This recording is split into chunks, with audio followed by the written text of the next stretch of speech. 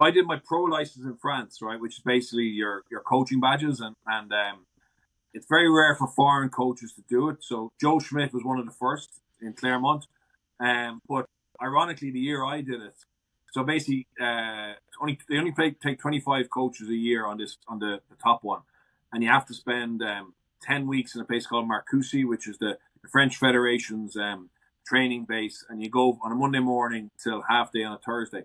But I did mine with O'Gara was on my course. That's why I ended up living with him for a while in Paris for those weeks. But we were no, there was three actually. There was another foreigner, Simon Rao Louis, the Fijian. Mm-hmm. Okay, he had played for Racing, manager of Racing, and he was in Stade de France at the time, Stade Francais. So there's three foreigners on it, which is very unusual. But we all had good French.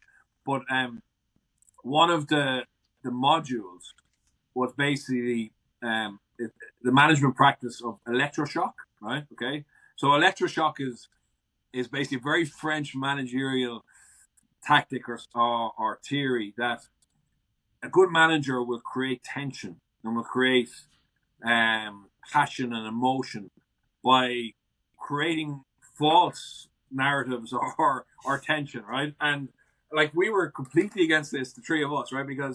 And they were like, "Oh no, you Anglo-Saxon," because our mentality is, certainly for me, was steady eddies, like your Monday should be your Monday, your Tuesday should be your Tuesday, your pre-match should be your pre-match, and everything should be the same. When you look at French rugby, and Fitz, you played there, but like, there's no surprise that the difference between away form and home form is so vast, because you look at the week, like, you win at home, you've got a nice week ahead of you. You know what I mean? It's just like the review is easy, coffees, maybe a barbecue, blah, blah, blah, blah. Then they send the shit team away from home, right? They get pumped, okay? Then pumped. And then your build up the following week is pressure, the president coming in to give out to you. You have to win. And it's just so up and down, right? So up and down emotionally.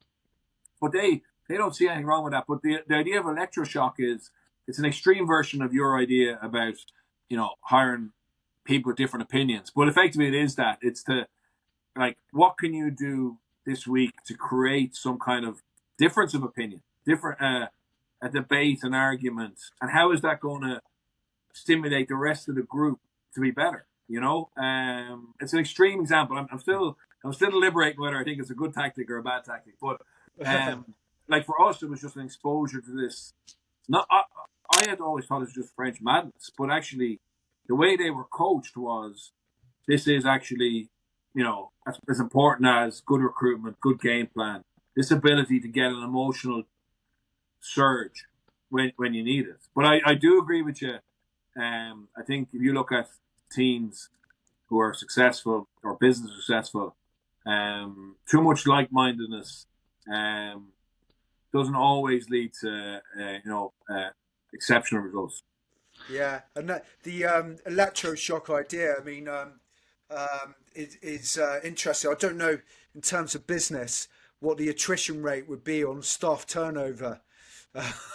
Yeah. Every Monday morning, the boss comes in and creates a new tension. Yeah.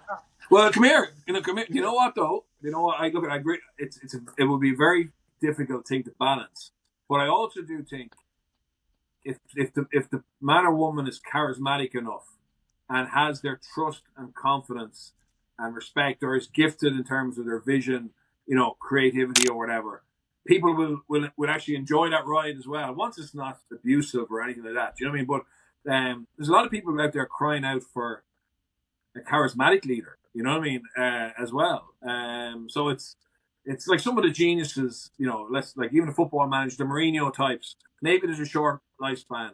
But yeah, I listened to a podcast with John Obi Mikel, who interviewed Mourinho, and he also interviewed Claudio Ranieri, who were managers of his, and his sense of awe and love for the time they had together. Even though, like, he laughs at some of the things Mourinho did, he laughs at how crazy they were, or some of his team talks, where he kicked the massage table and hurt his foot and just things like that. That were, like, you'd say, that's bonkers. Why would you do that? But the players who were under that type of management, remember fondly because it was a little bit different. It was a little bit unique.